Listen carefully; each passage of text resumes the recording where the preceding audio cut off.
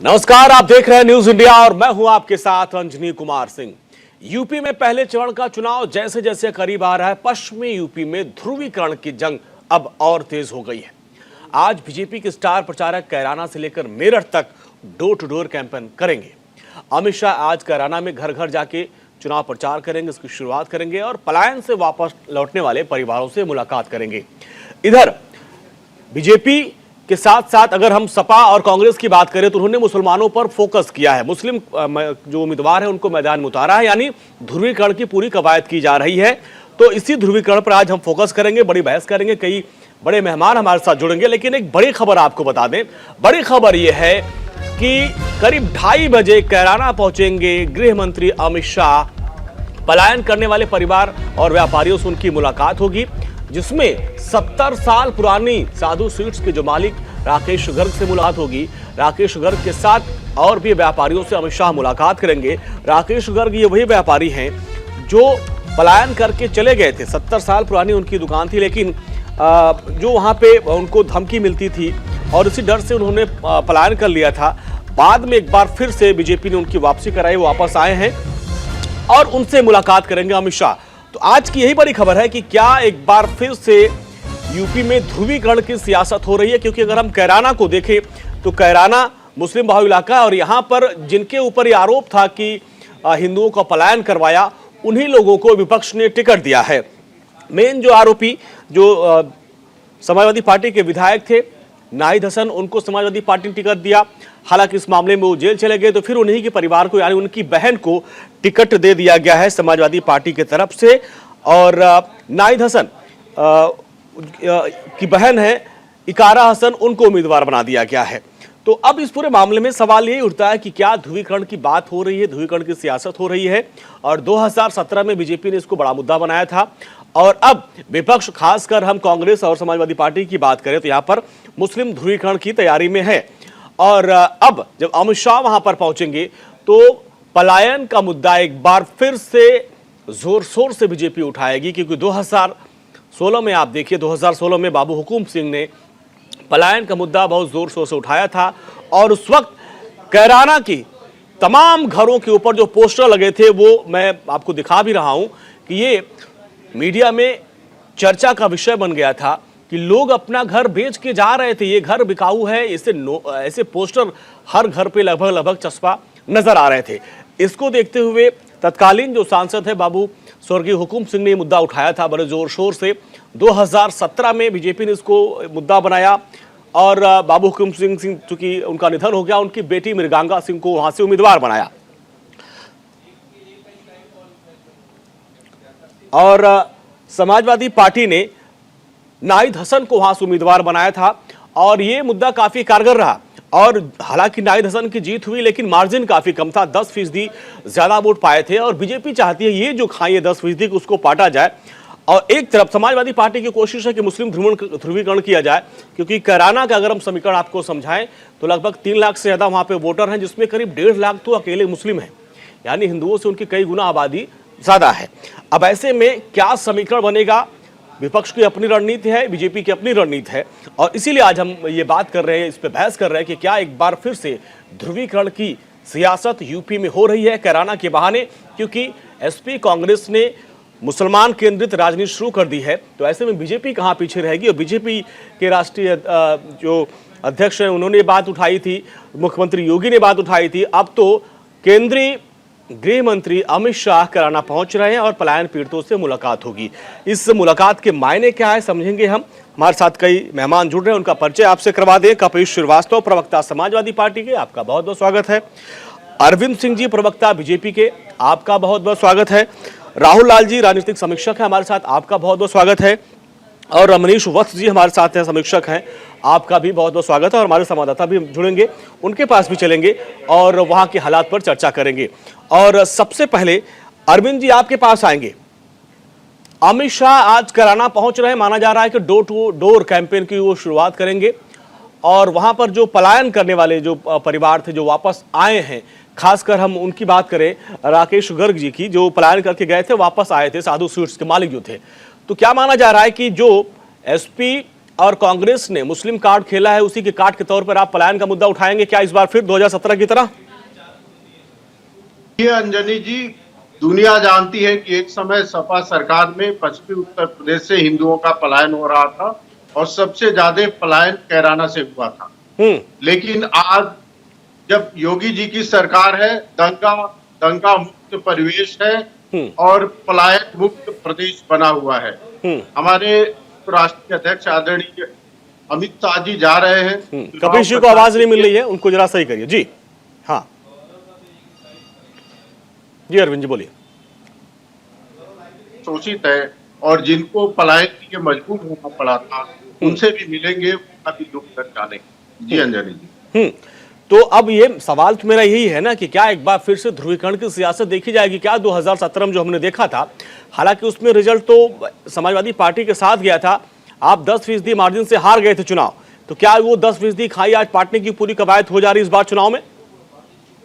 देखिए, चुनाव में हार तो लगी जाती है, लेकिन उसी की जगह पे बीजेपी 4 बार जीत कर भी आई है। हाँ। हमें पूरा भरोसा है, हम इस बार वहां पर जीतेंगे। लेकिन एक और मैं जोड़ना चाहता हूं, दुर्भाग्य है जहां भी हिंदू अल्पसंख्यक होता है, एक खास समुदाय के उग्रवादी विचारधारा को समर्थन करने वाले लोगों के द्वारा हिंदुओं का पलायन शुरू कर दिया जाता है। और सपा गवर्नमेंट में कैराना और आसपास के क्षेत्रों को सेकंड कश्मीर बनाने की कोशिश की गई थी, जिसको हमारी भाजपा सरकार आने के बाद उनके प्रयासों को, योजनाओं को, नीतियों को ध्वस्त कर दिया। आज पूरे उत्तर प्रदेश में कैराना सहित सुशासन है, कहीं किसी को डर से, भय से घर छोड़ने की जरूरत नहीं है। एक बार पुनः समाजवादी पार्टी सांप्रदायिक आधार पर ध्रुवीकरण करना चाहती है और आपने देखा होगा कि समाजवादी पार्टी ने कैराना से जिसको टिकट दिया था वो पेशेवर अपराधी था, वो मोस्ट वांटेड था, एक बार जेल में भी रह के आया था और पुलिस ने जब उसको गिरफ्तार कर लिया तो मजबूरी में व्यक्ति तो वही है लेकिन उसी के परिवार के दूसरे डमी प्रत्याशी बनाकर सपा ने टिकट दिया है। बीजेपी इनके कुकृत्यों को जनता के सामने रखेगी और इनका पर्दाफाश करेगी। ठीक है, ठीक है। कपिल जी आपके पास आएंगे। बहस हमारी यही है कि क्या कैराना में, शामली में एक बार फिर से मुस्लिम ध्रुवीकरण की बात हो रही है कि मुस्लिम आबादी बहुत ज्यादा है और ऐसे में आपने और कांग्रेस ने मुस्लिम उम्मीदवारों पर और जिनके ऊपर ये आरोप था कि हिंदू पलायन का, उन्हीं को टिकट दिया, आप लोग ध्रुवीकरण की राजनीति कर रहे हैं? नहीं भाई, ध्रुवीकरण की राजनीति सिर्फ और सिर्फ भारतीय जनता पार्टी, और मैं इसलिए आपसे कह रहा हूँ कि अभी तक इन्होंने एक प्रत्याशी भारतीय जनता पार्टी के सिंबल पर कोई मुस्लिम नहीं उतारा है। जिनके ऊपर पलायन का आरोप था आपने उन्हीं को टिकट दिया, उनके बहन को टिकट दिया, यही तो ध्रुवीकरण की सियासत है। आपकी एक आदत मुझे समझ में नहीं आती कि अगर मैं बोलना शुरू कर यार मैं चुप हो जाता हूं, आप बोल। सर मेरे सवाल से आप घूम जाते हैं ना, इसलिए मैं वापस लाता हूँ। जब आप 10 मिनट पूछ लो फिर हम उसके बाद बोलते। नहीं, जब आप ये कह दोगे कि अब इंटरप्ट नहीं कर।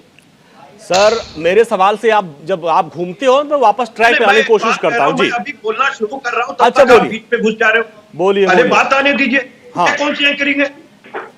बोलिए, एंकरिंग मुझे मत सिखाइए, आप जवाब दीजिए आप अपना। बोलिए। जवाब मैं दे रहा हूँ तो आप बोलने का मौका दोगे तब तो देंगे। बोलिए, 30 सेकंड तो आपने खा लिया। मैं एक चीज साफ कह रहा हूँ आपको कि जो सबका साथ, सबका विकास, सबका विश्वास बताते हैं वो पूरे उत्तर प्रदेश में एक टिकट मुस्लिम समाज को नहीं दे पाते। क्या उत्तर प्रदेश का नागरिक नहीं है?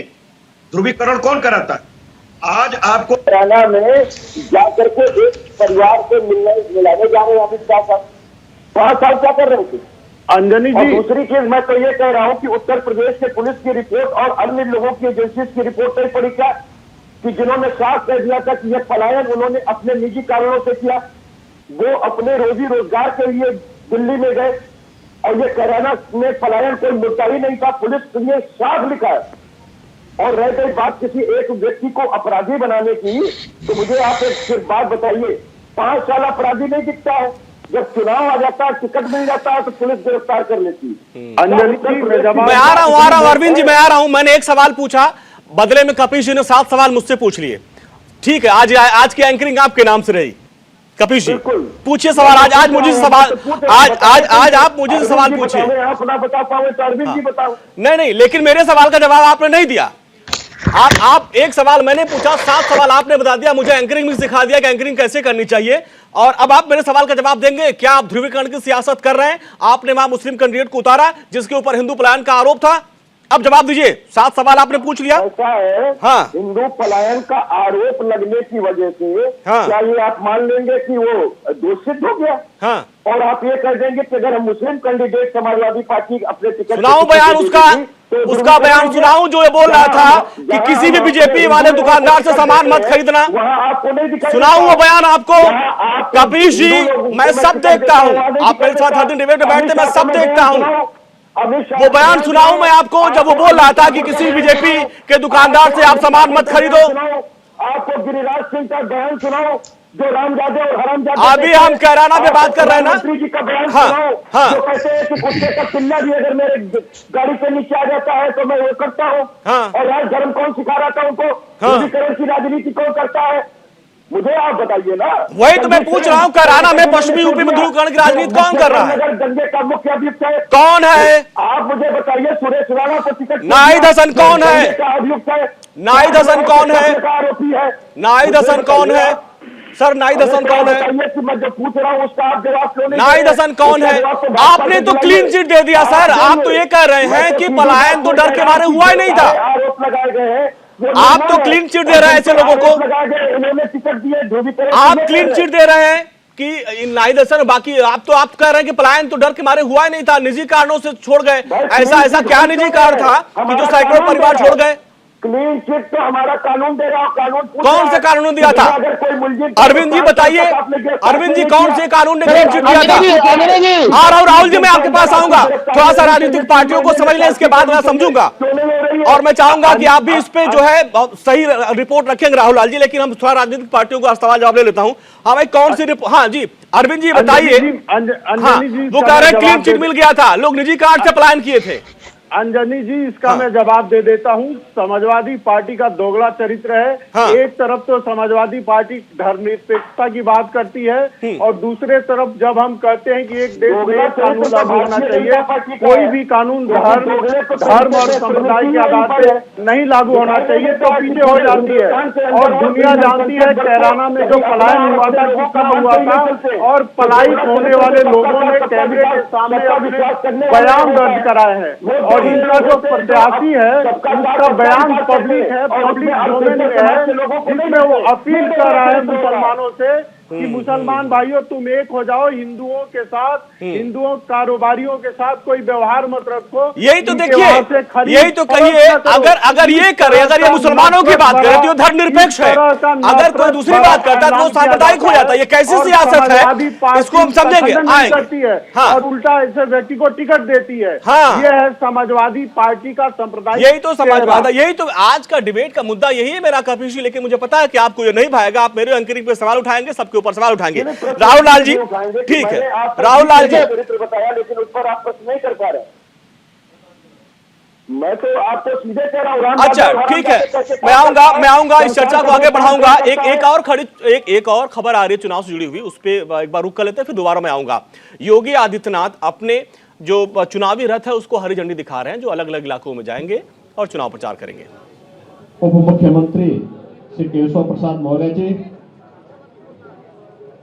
देश के महामंत्री श्री गोविंद नारायण शुक्ल जी और उपस्थित सभी भाइयों बहनों, मीडिया के मित्रों, भारतीय जनता पार्टी 403 विधानसभा क्षेत्रों में आज अपने चुनाव प्रचार अभियान को इस बैन के माध्यम से आगे बढ़ाने के एक नए कार्यक्रम को लॉन्च कर रही है। मैं इस अवसर पर आप सबका हृदय से अभिनंदन करता हूं। भारतीय जनता पार्टी ने डबल इंजन की सरकार ने जो कहा सो करके दिखाया। आपने और प्रदेश की 25 करोड़ की आबादी ने देखा है कि 2017 के पहले प्रदेश में व्यापारी, संभ्रांत नागरिक और सामान्य नागरिक पलायन करते थे। प्रदेश की प्रगति अवरुद्ध हो गई थी। लेकिन 2017 के बाद अपराधी पलायन कर रहे हैं। प्रदेश प्रगति के एक नए प्रतिमान स्थापित करते हुए आज देश की अग्रणी अर्थव्यवस्था के रूप में प्रदेश की 25 करोड़ जनता के जीवन में खुशहाली लाने के जिस नए अभियान के साथ आगे बढ़ी है, यह डबल इंजन की सरकार का लाभ बहुत स्पष्ट हम सबको दिखाई दे रहा है। सबका साथ, सबका विकास, सबका विश्वास और सबके प्रयास का एक प्रतिफल प्रधानमंत्री मोदी जी के मूल मंत्र को अंगीकार करते हुए भारतीय जनता पार्टी की डबल इंजन की सरकार गांवों के विकास के लिए, गरीब के उत्थान के लिए, किसानों के जीवन में खुशहाली लाने के लिए, नौजवानों के रोजगार के लिए और मातृशक्ति के सुरक्षा के लिए पूरी प्रतिबद्धता के साथ कार्य कर रही है। हमने जो कहा सो करके दिखाया। हमने विकास सबका किया, लेकिन तुष्टीकरण के लिए कोई जगह नहीं। इस संकल्प के साथ हम लोग आगे बढ़े हैं और एक बार फिर से प्रदेश की जनता जनार्दन का आशीर्वाद प्राप्त करने के लिए जब हमारा ये प्रचार अभियान प्रारंभ हो रहा है, इंद्रदेव भी अपनी कृपा हम सब पर बरसात के रूप में कर रहे हैं। मैं इस अवसर पर आप सबका एक बार फिर से अभिनंदन करता हूं और इस प्रचार अभियान के शुभारंभ के अवसर पर भारतीय जनता पार्टी के इन सभी लाखों कार्यकर्ताओं को हृदय से बधाई देता हूं, अपनी शुभकामनाएं देता हूं और आप सबके प्रति भी अपनी मंगल में शुभकामनाएं व्यक्त करते हुए जनता जनार्दन के आशीर्वाद की इस अपेक्षा के साथ इस प्रचार अभियान का शुभारंभ हम लोग कर रहे हैं। धन्यवाद। जय हिंद। भारत माता की।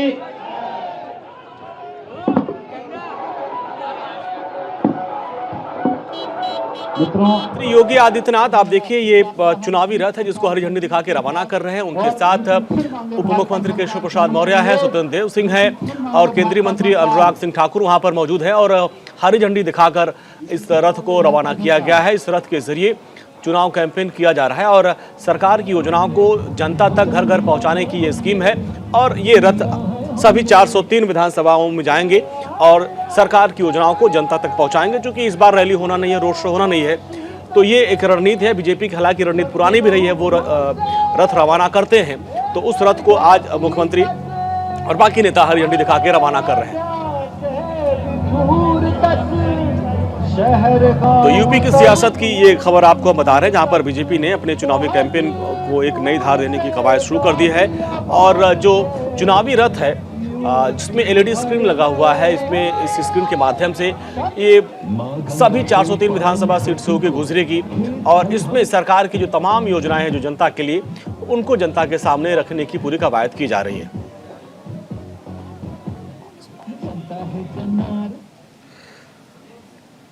तो आप देखिए, एक तरफ तो कैराना पलायन का मुद्दा और दूसरी तरफ जो है बीजेपी की अपनी रणनीति। आज उनके तमाम जो दिग्गज है मैदान में है और अरविंद जी, आज रथ को रवाना कर दिया गया है। चूंकि इस बार रैली, रोड शो ये सब नहीं होना है, तो ये आपका एक बड़ा हथियार, इसके जरिए आप जन जन तक अपनी बात पहुंचाएंगे। आप भारतीय जनता पार्टी का विजय रथ है, दिग्विजयी रथ है। हाँ। और विजय और वापस लौटेगी तो विजय पताका फहराते हुए आएगी। जनता ने हमारे ऊपर विश्वास किया था। हाँ। हमने जनता के आशाओं और अपेक्षाओं के अनुरूप काम करके दिखाया है। हमने उत्तर प्रदेश में विकास करके दिखाया है। समाजवादी पार्टी का विकास केवल कागजों में होता था, भारतीय जनता पार्टी ने विकास को धरती पर उतार कर दिखाया है और प्रदेश में अब तो आपको भाषण देने लगे, स्थापित करके हमने दिखाया है। ठीक है, आपने बहुत विकास कर लिया है। ठीक है कपिल जी, थोड़ा सा एक टिप्पणी आप इस पे भी दे दिए, क्योंकि ये तो दावा कर रहे हैं कि हमने बहुत विकास किया है, इतना विकास कर दिया कि सब धरती पे सब दिख ही रहा है। नहीं, मैं इसका उदाहरण भी देता हूँ। ठीक है, अब सर देखिए, चूंकि हमारी डिबेट कैराना पे है, एक टिप्पणी 10 सेकंड दीजिए, मैं उदाहरण भी देता हूँ। जब समाजवादी पार्टी की सरकार थी तो इन्होंने केवल 18,000 मकान बनाने की योजना बनाई थी। हमने पिछले 5 साल में 48 लाख मकान बांट के जनता को हमने दिया है। हमने हर जिले में मेडिकल कॉलेज स्थापित किया है। हमने एक्सप्रेस वे का जाल बिछाया है। हम 14 करोड़ जनता को दो। ठीक है कपिल जी, आप ठीक है कपिल जी, देखिए अरे देखिए जितेंद्र जी, कैराना पे हम डिबेट कर रहे थे लेकिन आप लोग भाषण देने लगे। ठीक है, वापस हम कैराना पे आते हैं। कैराना को लेकर आज हम लोग इसलिए भी चर्चा कर रहे हैं कि देखिए ध्रुवीकरण की राजनीति होती है और विपक्ष बड़ी स्मार्टली इसको करता है और हो हल्ला खूब होता है। अभी राहुल लाल जी भी बोलेंगे तो वो भी यही बोलेंगे कि बीजेपी करती है राजनीति इस तरह की, लेकिन आज हमारा मुद्दा है बीजेपी तो करती है लेकिन बाकी पार्टियां पीछे नहीं है। समाजवादी पार्टी और कांग्रेस ने मुस्लिम ध्रुवीकरण की सियासत शामिली में कर दी है क्योंकि यहां पर मुस्लिम आबादी बहुत ज्यादा है और उन लोगों को टिकट दिया गया था जिनके ऊपर दंगे भड़काने का आरोप था और जिनकी वजह से हिंदू पलायन करने की बात सामने आई थी। अब जो है कैराना की भी हम तस्वीर आपको दिखाएंगे। हमारे संवाददाता गौरव मिश्रा भी वहां पर हैं और मृगांका सिंह जो बीजेपी के उम्मीदवार हैं वो भी उनके साथ हैं। इसके अलावा वहां पे आज क्या कार्यक्रम अमित शाह का उसके बारे में वो जानकारी देंगे। खबर ये भी है कि वो जो पलायन वाले परिवार थे उनसे भी उनकी मुलाकात होगी। क्या उनका कार्यक्रम है गौरव? डोर लोगों से मुलाकात कर रही हैं, क्या कार्यक्रम रहने वाला है अमित शाह जी का आज माननीय गृह मंत्री जी अमित शाह जी कैराना में पधार रहे हैं और वो यहाँ पर घर घर संपर्क अभियान यहाँ पर उसमें रहेंगे और शुभारंभ करेंगे और उसके बाद वो यहाँ पर कार्यकर्ताओं की पार्टी उम्मीदवारों की बैठक लेकर उनका मार्गदर्शन करेंगे। मैम एक और सवाल आता है, अगर हम कैराना की बात करते हैं तो पलायन की बात निकल करके आती है क्योंकि अगर हम देखें पिछली सरकारों में खास करके समाजवादी पार्टी की सरकार में एक बहुत बड़ा मुद्दा निकल करके आया था। आप लगातार लोगों के संपर्क में होती हैं, आज अमित शाह भी उन परिवारों से, कुछ परिवार ऐसे उनसे मुलाकात करेंगे, तो क्या एक जो भय का माहौल था, एक जो डर था, लगता है कि वो डर कुछ हद तक खत्म हो पाया है? क्योंकि योगी जी ने भी मुलाकात किया था परिवारों से, तो एक डर जो था वो खत्म हुआ लोगों के अंदर? निश्चित रूप से यहाँ पे परिस्थितियाँ बहुत बेहतर हुई हैं और जो डर और भय का वातावरण पिछली सरकारों के कार्यकाल में यहाँ पर बढ़ गया था, आज उस पर पूर्णतः विराम लग चुका है। और जो परिवार यहाँ पे लौटे हैं, अगर आप उनसे मिलें तो उनका जो एक आत्मसंतुष्टि और जो उनके प्रसन्नता है वापस अपने शहर लौटने का, वो देखते ही बनती है। एक और सवाल है, किस तरीके का चैलेंज मैम इस बार आप देखती हैं? क्योंकि लगातार देखें, क्योंकि चुनाव आयोग ने भी कह दिया है कि रैली नहीं होंगी, रोड शो नहीं होंगे, ऐसे में कैराना जैसी जगह पे निकलना, कैंपेन करना, लोगों से मिलना कितना बड़ा चैलेंज आपके सामने है? निश्चित रूप से हर चुनाव एक अलग चैलेंज लेके आता है आपके लिए, परंतु इस बार क्योंकि आप बहुत अधिक भीड़ में और समूह इकट्ठा करके उनको संबोधित या उनसे मिल नहीं पा रहे हैं कोरोना गाइडलाइंस के चलते, तो हम लोग छोटे छोटे समूहों में एकत्रित होकर अपनी बात कह रहे हैं, अपनी बात समझा रहे हैं और बता रहे हैं उनके लिए भारतीय जनता पार्टी का विधायक कैराना में बनाना कितना आवश्यक है। ये चीज़ तो और साफ नज़र आ रही है क्योंकि भारतीय जनता पार्टी की बात करें, खुद गृह मंत्री अमित शाह क्योंकि यहीं से आज शुरुआत कर रहे हैं चुनाव प्रचार की, तो हम ये कह सकते हैं कि बहुत प्राथमिकता के तौर पे कैराना को रखा जा रहा है, पश्चिम यूपी को रखा जा रहा है।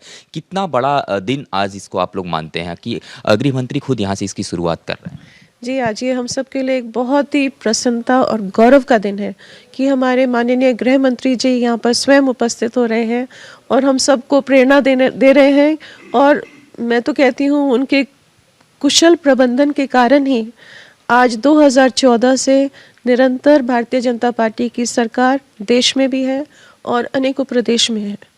बिल्कुल, एक आखिरी सवाल आपसे, क्योंकि अब अगर देखा जाए दिनचर्या भी बहुत ज़्यादा बदल जाती है, आप लोग क्षेत्र में निकलते हैं, डोर टू डोर संपर्क अभियान कर रहे हैं, महिलाओं के अंदर अगर हम बात करें, जो कैराना में महिलाएं रहती हैं, उनसे भी आपकी बातचीत होती होगी, किस तरीके की जिज्ञासा है उनको, कैसी सरकार, उनको उम्मीद क्या है? क्योंकि योगी सरकार ने जिस तरीके से काम किया, पश्चिमी यूपी में किसानों के, चाहे हम गन्ना बकाये की बात करें, तमाम ऐसे मुद्दे थे, सब पे काम किया, महिलाओं का क्या एजेंडा रहता है? क्योंकि आप एक महिला भी हैं।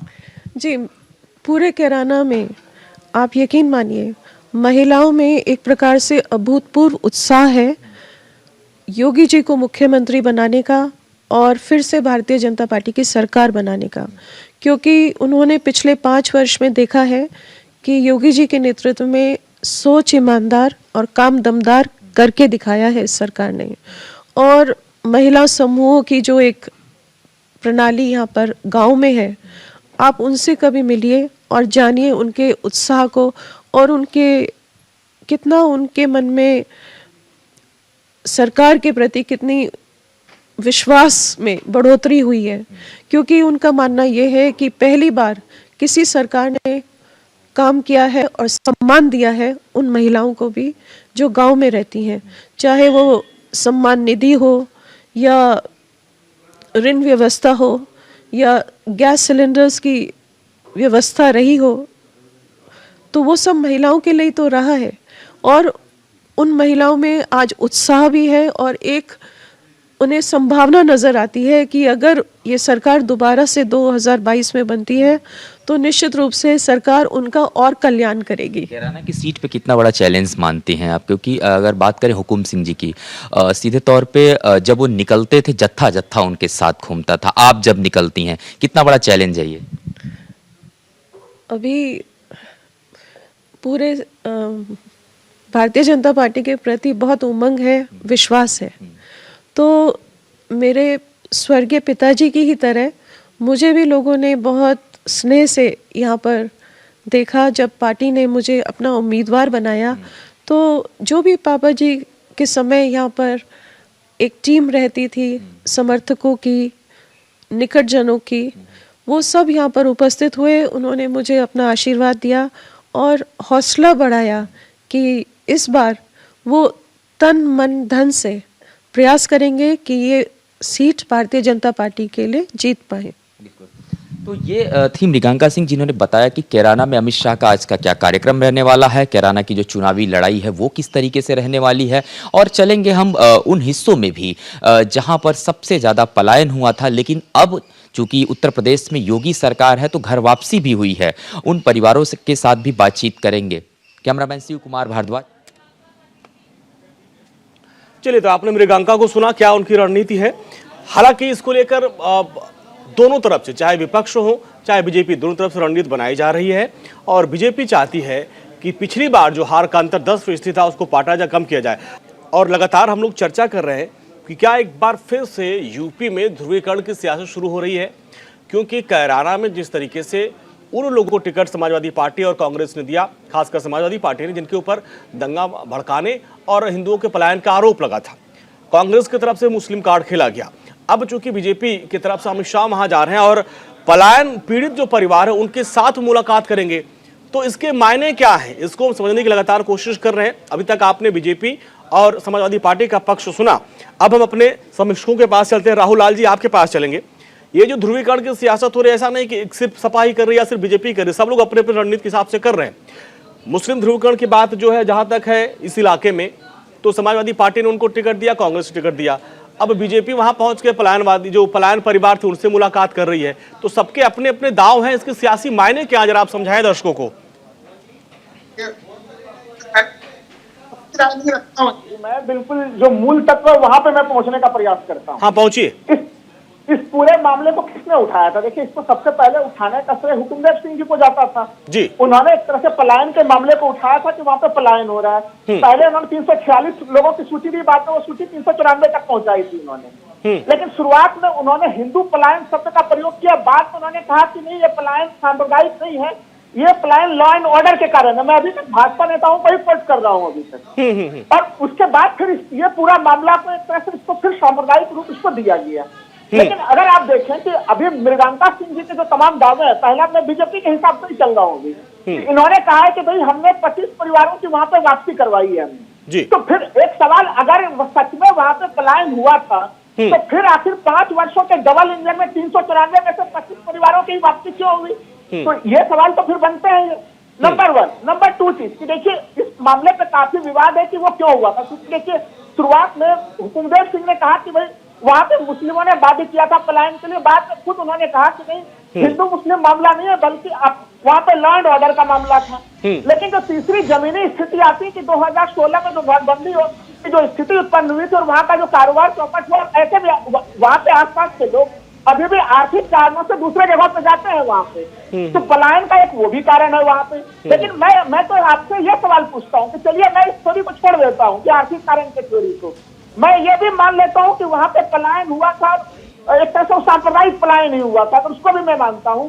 तो फिर 394 में से आखिर 25 परिवारों की ही वापसी डबल इंजन में क्यों हुई? तो देखिए ये सीधे सीधे ध्रुवीकरण का प्रयास है। मैं समाजवादी पार्टी के प्रत्याशी ने जो बयान दिया है, जो उनके भड़काऊ बयान है, मैं कहीं से उसका समर्थन नहीं करता हूँ। वो बयान भी भड़काऊ है और जो भारतीय जनता पार्टी पूरा का पूरा वहां पर सियासत कर रही है, ये भी पूरा अच्छा राहुल लाल जी, ये जो तस्वीरें मैं दिखा रहा हूँ लगातार, ये मकान बिकाऊ है, लोग अपना घर बोरिया बिस्तर बांध के जा रहे हैं, मतलब ये सब नहीं हुआ था, आप कहना चाहते हैं?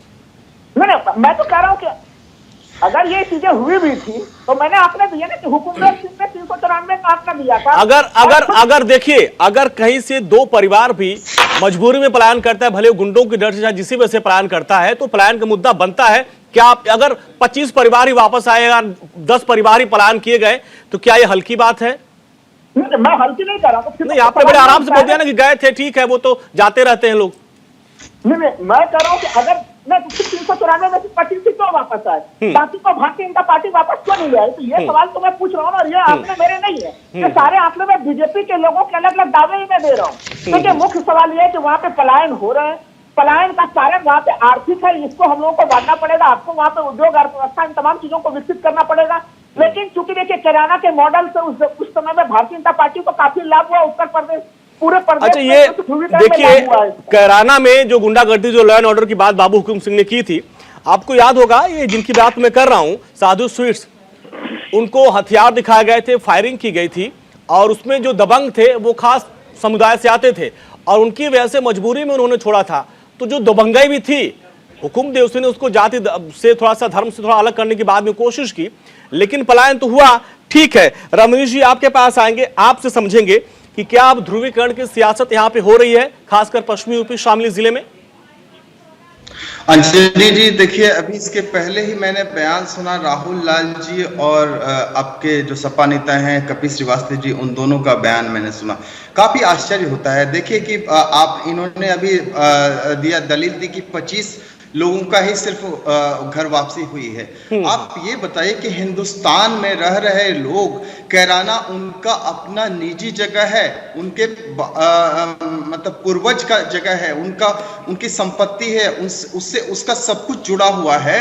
आप उसको इस तरह से बयान क्या आप दे रहे हैं, आप क्या बतला रहे हैं कि उनकी सिर्फ इतने लोगों की ही वापसी, एक लोगों की भी यदि पलायन हो जाता है, एक लोगों की भी वापसी यदि होती है, तो वो देखिए स्वागत के योग्य है। यदि बीजेपी की सरकार आने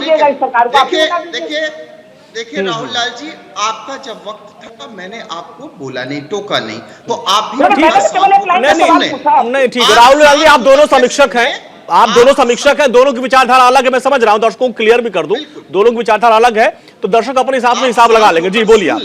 उसके बाद आप बोलिएगा, आप टोका टोकी कीजिएगा। सबसे पहली बात होती है कि अंजनी जी, ये कितनी बताइए कि शर्मनाक बात है, कितना शर्मनाक बयान कि हिंदुस्तान में रह रहे हैं वो लोग, कैराना हमारा अपना जगह और वहीं से हम अपने जगह से पलायन कर जाएं, और वैसे लोगों को सपा के प्रीमो जो टिकट दे देते हैं, उनकी भतीजी को आप टिकट दे देते हैं, उनके रिश्तेदार को आप टिकट देते हैं, उनकी बहन को आप टिकट देते हैं। कितना भाई देखिए, हर कोई जिताऊ उम्मीदवार उतारता है ना रमनीश जी, हर कोई जिताऊ उम्मीदवार उतारता है ना।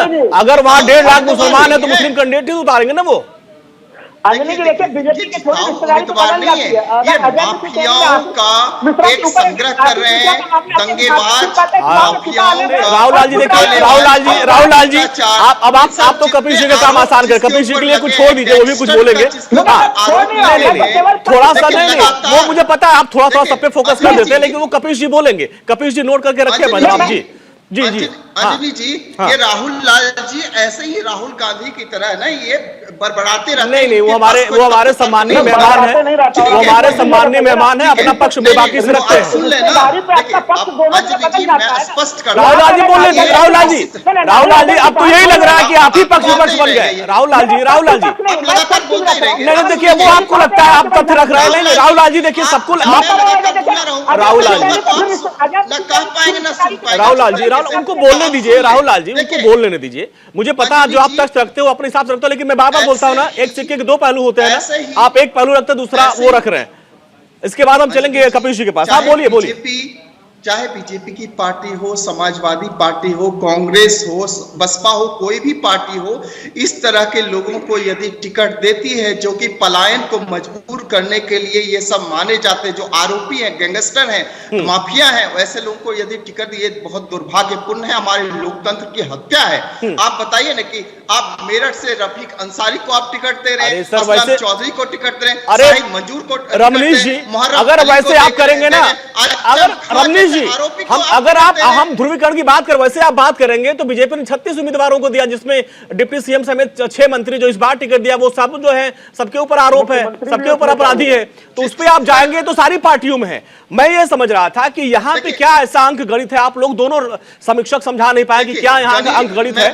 नहीं ठीक है, अब हम चलते हैं मेहमानों के पास। और सिर्फ राजनीतिक ध्रुवीकरण ठीक है, मैं चाह रहा था कि आप दोनों जो हमारे समीक्षक हैं वहां के सियासी अंक गणित को समझाते हैं, लेकिन दोनों अपनी अपनी बात बोलते रह गए। ठीक है, नहीं अरविंद जी ठीक है, नहीं अभी हम अरविंद जी के पास चलेंगे क्योंकि हमारे पास समय भी कम है। हम लोग नहीं, अब आऊंगा अरविंद जी के पास। इन्हें कोशिश यही करनी चाहिए सियासत पार्टियों की, वहां पे जो पलायन हुए लोग हैं उनको कैसे बसाया जाए, उनको कैसे पुनर्वासित किया जाए। नहीं ठीक है देखिए आप दोनों लोग तो ऐसे लग रहा है कि कपिल भाई भी मुस्कुरा रहे हैं, आप दोनों समीक्षकों को बात सुन के कपिल जी भी मुस्कुरा रहे हैं कि आप तो ऐसे लग रहे हैं जैसे सपा और बीजेपी वाले लड़ रहे हैं। ठीक है, हाँ नहीं ठीक है, तो आप दोनों लोग भाई ठीक है। अरविंद जी आपके पास आएंगे, ठीक है। पश्चिमी यूपी में आज अरविंद जी पश्चिमी यूपी में आज तमाम आपके दिग्गज स्टार प्रचारक उतर चुके हैं। कैराना इस लिहाज से भी काफी आपके लिए अहम हो जाता है क्योंकि बाबू हुकुम सिंह ने यहाँ पलायन का मुद्दा उठाया था, उनकी बिटिया को टिकट आपने दिया लेकिन वो नाई दसन से हार जाती, हालांकि मार्जिन 10% का बताया जा रहा था। लेकिन अभी क्या वहां पे रणनीति, आपकी रणनीति क्या है? जो वहां का सियासी अंक गणित है तो उसको कैसे 10% की मार्जिन आप कैसे पाटेंगे, कैसे आप मृगांका को जिताएंगे, क्या रणनीति रहेगी, क्या ध्रुवीकरण करेंगे आप फिर से? अंजलि जी देखिए, उत्तर प्रदेश की सारी सीटें हमारे लिए अहम है। हम 403 में से 403 पूरे सीटों को पूरी गंभीरता और शिद्दत के साथ हम लड़ते हैं। कैराना का अंक गणित आपका क्या कहता है? चाहे कैराना हो या दूसरा जगह, हम सबको उतना ही महत्व देते हैं। रह गई कैराना की बात, तो हमारे मित्र राहुल लाल जी जैसे तर्क दे रहे थे कि वहाँ जो पलायन हुआ है लॉ एंड ऑर्डर के नाते हुआ है। अच्छा चलिए भाई मान लेते हैं लॉ एंड ऑर्डर के तहत ही हुआ है, लेकिन दुनिया ने ये भी देखा है। बीच में मत बोलिए राहुल जी, बीच में मत बोलिए। आप जब बोल रहे थे तो मैंने बीच में नहीं बोला। आपकी बारी आएगी तो एंकर से समय लेके आप बोल लीजिएगा। नहीं ठीक है, नहीं अरविंद जी वो करेक्ट कर रहे थे कि वो बाबू हुकुम सिंह ने कहा था, बीच में आप बोलते हैं। नहीं ठीक है बोलिए, आप करेक्ट अपने समय में कर लीजिएगा। ठीक है, तो लॉ एंड ऑर्डर का ही सवाल है। तो दुनिया ने देखा है कि नाहिद हसन ने कैसे अपील कर रहा है मुस्लिम समुदाय से कि हिंदुओं से आप कोई व्यवहार मत करिए, हिंदुओं से आप कुछ खरीदारी मत करिए, ये मानसिकता है। और उसका एक बयान रिकॉर्ड में आ गया है। ऐसे बहुत सारी वहाँ पर चीजें हुई है जिसके नाते मजबूर होकर वहाँ की हिंदू जनता पलायन के नाते मजबूर हुई थी।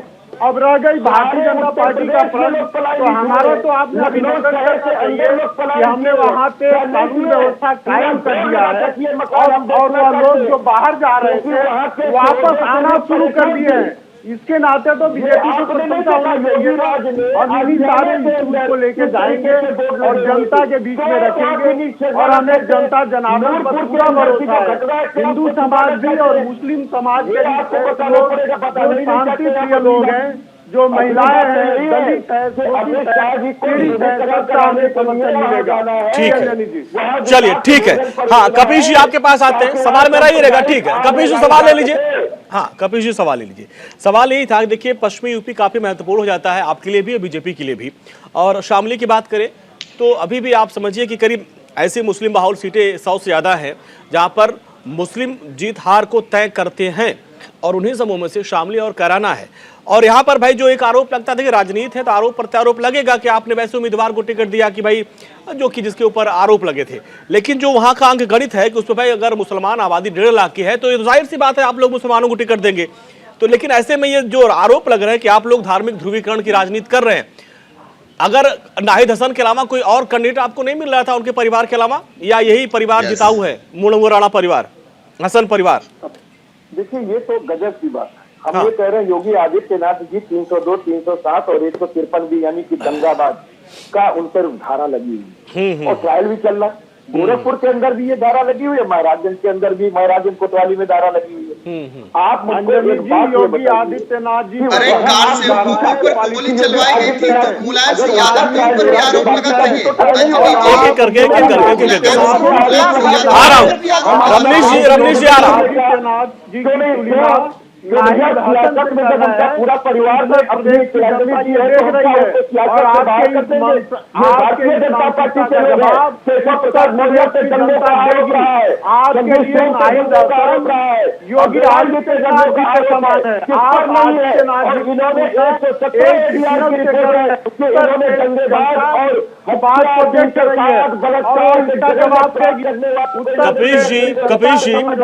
कपिल जी देखिए ध्रुवीकरण की राजनीति नहीं हो रही है क्या? सवाल तो मेरा यही था कि अगर नाहिद हसन गिरफ्तार हुआ है, उसके ऊपर आरोप था दंगे फैलाने को लेकर, उसमें भी आरोप था, पलायन में भी उनके ऊपर आरोप लगे थे, तो ऐसे में क्या समाजवादी पार्टी चूंकि मुस्लिम बाहुल इलाका है, ठीक है वैसे मुस्लिमों को आप वोट देते हैं, तो क्या इन नाहिद हसन उनकी बहन के अलावा कोई और मजबूत उम्मीदवार नहीं मिल रहा था?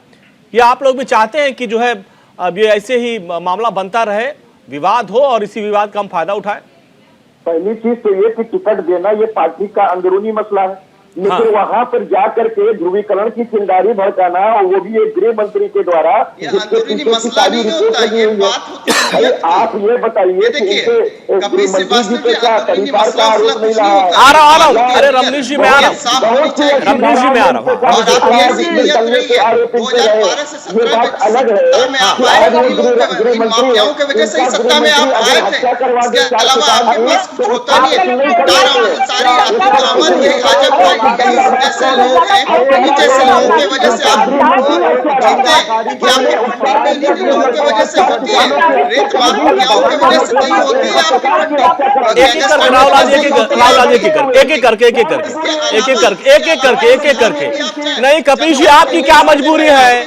कपिल जी आपकी क्या मजबूरी है कि आरोपी उसके परिवार को टिकट दे रहे हैं? कपिल जी आपकी पार्टी की क्या मजबूरी है? कपिल जी आपके पार्टी की क्या मजबूरी है कि उसी परिवार को आप टिकट देंगे जिसके ऊपर गंभीर आरोप है? रमनीश जी मैं आ रहा हूँ। जितने प्रत्याशी हैं सबके ऊपर सैकड़ों आरोप हैं अंजनी जी। ऐसे लोगों को आप देखिए, आप समाजवादी पार्टी को प्रत्याशी बना रही है। दंगे के आरोपी है, कोर्ट में केस चला। कपिल जी क्या बात कर रहे हैं आप?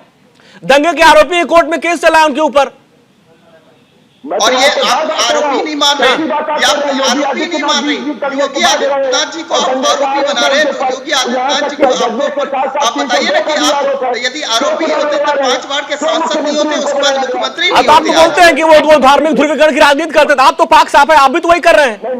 नहीं वो आप तो उनको बोलते हैं कि वो धार्मिक ध्रुवीकरण की राजनीति करते हैं, तो आप भी वही कर रहे हैं ना, तो आप में उनके अंतर क्या है? आप कैसे अपने आप को समाजवादी बोलते हैं? राजनीतिक ध्रुवीकरण तो नहीं कर रहे, लेकिन हाँ योगी बाबा जो छोड़ने की बात कर रहे हैं। आज पलायन जो हो गए थे उसको फिर से पुनर्वासित किया जा रहा है, फिर से उसको कराने में बुला। चलिए अच्छा ठीक है, अब मैं आऊंगा एक मैं समीकरण रखता हूँ, ठीक है सभी मेहमानों के पास आऊंगा, ठीक है मैं आऊंगा। एक मैं समीकरण रखता हूँ कैराना का जो आपको मैं बता दूं कि यहाँ पे जो कुल मतदाता है वो करीब 3,600,000 मतलब 3-3.5 लाख मतदाता है। वहाँ पे जो खास बात है जिसको लेकर आज बहस हो रही है, जिसमें इतना हो हल्ला मचा हुआ है, दर्शकों मैं आपको समझाऊं कि यहाँ पे लगभग 1.5 लाख की आबादी वो मुसलमानों की है, और मुसलमानों का वोट सपा को भी चाहिए और कांग्रेस को भी चाहिए। कांग्रेस ने अखलाक को उतार दिया है, और समाजवादी पार्टी ने नाहिद हसन जिनके ऊपर कई तरह के गंभीर आरोप थे, जिनकी दबंगी किस्से कैराना और शामली में मशहूर है, और अब उस पूरे मामले में यही पूरा जो खाका है, अगर 1.5 लाख मुसलमान किसी इलाके में हैं तो आप समझ लीजिए कि वो हार और जीत को तय करते हैं। अब यहां पर बीजेपी के सामने मजबूरी यह है कि कैसे वो मृगांका सिंह को जिताएं। अब चूंकि ये जो 2 परिवार है, समझना होगा, हसन परिवार और बाबू हुकुम सिंह उदय का परिवार, ये 2 परिवार है जिनके इर्द गिर्द ये सियासत पूरी घूमती रहती है। और ऐसे में सभी पार्टियां दांव खेल रही है कि कैसे इस बार हम अपनी इस सीट पर कब्जा कर ले। पिछली बार दांव कामयाब हुआ और नाहिद हसन जीत गए। बीजेपी ने पलायन का मुद्दा जोर शोर से उठाया, लेकिन वो कामयाब नहीं हो पाए। मृगांका अपनी सीट नहीं बचा पाई, हार गई। हालांकि बीजेपी ने जब सर्वे करवाया, जो चीजें निकल के सामने आई उसमें यह था कि मात्र 10% वोट से वो हारे हैं। इस बार उनकी कोशिश ये है कि उस 10% को पाटा जाए और उसी अंक गणित को हम समझने की कोशिश कर रहे थे। और अब राहुल लाल जी थोड़ा सा इसमें भी आ जाए। मैं इस पूरे अंक गणित को शामिल और कराना की समझने की कोशिश करूंगा। बीजेपी ये चाह रही है कि जो 10% वोट से हम हारे थे उसको हम एक बार पाट दे, तो उसके लिए उनकी क्या रणनीति क्या है। हालांकि आज जो अमित शाह वहां जा रहे हैं, डोर टू डोर कैंपेन की शुरुआत कर रहे हैं, तो चुनाव जारी होने के बाद, तिथि जारी होने के बाद पहली बार उनका दौरा है, वो भी कैराना से है। तो ये दूरी कैसे पाटी जाएगी, जीत का जो फॉर्मूला है उसमें क्या बनेगा, आपका आकलन क्या कहता है? देखिए हुकुमदेव सिंह जो जीतते थे वो हिंदुओं का वोट और मुस्लिमों का वोट दोनों को लेके जीतते थे। अच्छा। लेकिन जब से बीजेपी ने कैराना का मामला उन्होंने खुद उठाया तो उन्होंने एक वर्ग विशेष को खुद ही काट दिया। हमें नहीं लग रहा है कि बीजेपी कैराना जीतना चाह रही है, बल्कि बीजेपी कैराना तो हारना चाह रही है, लेकिन कैराना के नाम पे यूपी जीतना चाह रही है। हाँ, मतलब कैराना से मैसेज देना चाहती है। कैराना से वो बिल्कुल एक मैसेज देना चाह रही है, क्योंकि देखिए वहां पे हिंदू मुस्लिम सिख, वहां पे समझना चाहिए सिख भी काफी संख्या में है वहां पे। हाँ। और ये तीनों के एकता के लिए काफी प्रसिद्ध जगह रहा है वहां पे। लेकिन उसको भारतीय जनता पार्टी और तमाम लोगों ने एक तरह से प्रयोग स्थली बना दिया, धर्मस्थली बना दिया और ये स्थितियां हम लोगों को नजर आ रही है वहां। ठीक है, अच्छा ये तो रही बीजेपी की रणनीति, ये तो बीजेपी की रणनीति रही। अगर हम थोड़ा सा राहुल लाल जी आपसे सपा और कांग्रेस की रणनीति समझे, क्योंकि वहां पे मुसलमान ज्यादा है और जिनके ऊपर आरोप लगा था, जिनकी दबंगई के चर्चे पूरे शामली में हैं, उन्हीं को टिकट दिया गया, फिर बाद उन्हीं की बहन को डमी कैंडिडेट तौर पर उतार दिया गया है। तो यहाँ पे सियासत तो समाजवादी पार्टी और कांग्रेस भी कर रही है, वो भी चाहती है कि भाई जो मुसलमान ध्रुवीकरण हो जाए और एक इकट्ठा वोट जो है समाजवादी पार्टी या कांग्रेस को मिल जाए। उनकी भी तो रणनीति यही है। देखिए नहीं रमेश भाई मैं आ रहा हूँ, एक बार राहुल लाल जी से 10 सेकंड फिर आपके पास में आता हूँ। 10 सेकंड। अंजनी जी देखिए, कांग्रेस को तो आप अभी निकाल बाहर कर दीजिए, क्योंकि वहां पे अंततः आप देखेगा कि कांग्रेस को बहुत ज्यादा कोई वोटें नहीं मिलेंगी। उनको हल्के में आप कैसे ले सकते हैं? वो खेल बिगाड़ सकते हैं ना, खेल तो बिगाड़ सकते हैं ना, खेल वो बिगाड़ सकते हैं। हाँ। लेकिन हमें अभी जो वर्तमान तक जो स्थितियां चल रही है उसमें अभी वो एक तरह से इस समय तक डोमिनेटिंग सिचुएशन नहीं है। लेकिन हाँ, अगर वो कुछ वोट ले लें, अगर देखिए कांग्रेस खेल बिगाड़ेगी तब तो भारतीय जनता पार्टी लाभ की स्थिति में रहेगी। ठीक है, चलिए ये अंगहित है जी। रमनीश जी आप कैसे इस पूरी सियासत को समझते हैं? कैसे 10% का जो मार्जिन है उसको बीजेपी वहां पार पाएगी? क्या पूरे उस पश्चिमी यूपी में, शामली में, कैराना में क्या अंगणित बन रहा है? बीजेपी कैसे इस सीट को जीत पाएगी? क्या ध्रुवीकरण ही या पलायन का मुद्दा ही एक बड़ा मुद्दा रहेगा और उसके जरिए पूरे यूपी में मैसेज देने की कोशिश होगी? देखिए आपको मैं बता दूं कि कोई भी जनता है ना, सुरक्षा सबसे पहले चाहती है। और आपने देखिए सुरक्षा देने का काम किया था 2017 से लेकर के 22 तक। बताइए कितने पलायन उत्तर प्रदेश सर आप बोल चुके हैं, सर वो आप बोल चुके हैं ना। अब ये बताइए कि 10% जो वोटों की मार्जिन वो कैसे आएगी? 10% वोट बीजेपी कैसे लाएगी? मैं उसी पे आ रहा हूँ। हाँ सर, हमारे पास समय कम है जी। आप 2017 से 22 तक के बीच में जनता ने, वहां कैराना की जनता ने जो है, स्थानीय जनता ने देख लिया कि योगी सरकार में हमें सुरक्षा मिल सकती है। और अब एकमात्र योगी सरकार है जो हमें एक मुश्त हमें जाने की जरूरत है वहां पे। और मुसलमान भी देखिए, आज जो भी लाए गए थे, जितने सारी सुविधाएं जो दी गई थी, 134 सुविधाएं दी गई थी, पक्के मकान दिए, तो कैराना के लोगों को भी मिला है और मुसलमानों को। अब जनता जा चुकी है, वहां के मुसलमान भी आप देखिएगा सिर्फ नाहिद हसन जैसे लोगों को टिकट नहीं देंगे, क्योंकि मुसलमान, हर कोई मुसलमान जो है आतंकी नहीं होता। नाहिद हसन जैसे लोग की सोच सबकी नहीं होती है। तो आप देखिए स्थानीय मुसलमान आपके बीच में नहीं बोल रहे थे।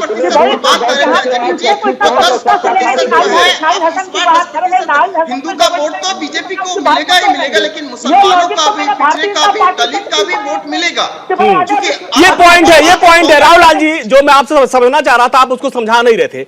देखिए इसमें है क्या जी रमनीश जी, आपने अब पॉइंट पकड़ा है। वहां मुसलमानों के साथ साथ जाट गुर्जरों की आबादी अच्छी खासी है, दलितों की आबादी अच्छी खासी है। राहुल लाल जी, आप भी इसको समझा नहीं पा रहे थे। मैं पूरा अंग्रेज यही समझना चाह रहा था, वहां पर खेल क्या हो सकता है। एक और मैं 10 सेकंड टाइम लेना चाह रहा हूं। नहीं, आप राहुल लाल जी बोल चुके हैं, उनको बोलने दीजिए, उनको बोलने दीजिए। अजनी जी, नहीं, बोलने दीजिए। हाँ, देखिए, जनता विकास चाहती है, बोलने दीजिए राहुल लाल जी। हाँ, जनता जनार्दन जो है ना विकास चाहती है। और आप बताइए ना कि कितने सारे हर तरफ आप देखिए, चाहे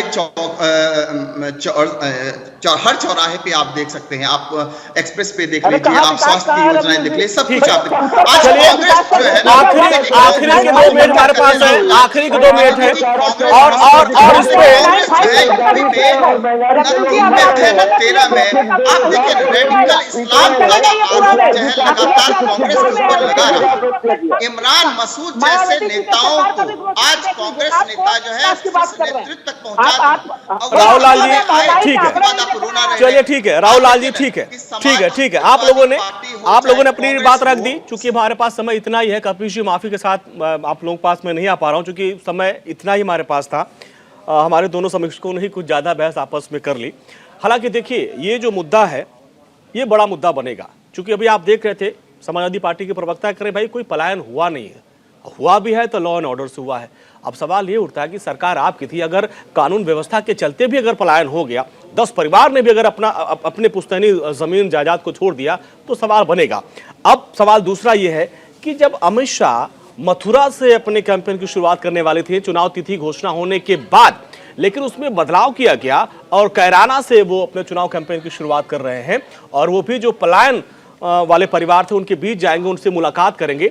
तो इसके सियासी मायने क्या है, इसका संदेश क्या है, इसको हम समझने की कोशिश कर रहे थे। आप समझिए कि यही निकल के आया कि यहां के जरिए पूरे यूपी में एक मैसेज देने की कवायद कर रही है बीजेपी।